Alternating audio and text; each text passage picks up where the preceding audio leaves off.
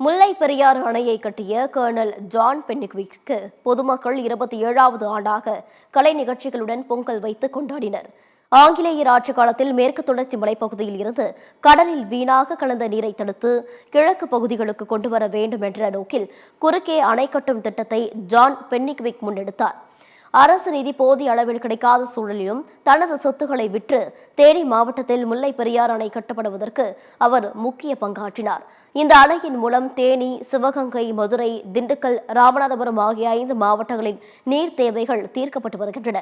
John பென்னிக்விக்கின் தியாகத்தை நினைவுகூரும் வகையில் தேனியில் உள்ள பாலார்பட்டி பொதுமக்கள் கடந்த 27 ஆண்டுகளாக அவருக்கு பொங்கல் வைத்து கொண்டாடி வருகின்றனர்.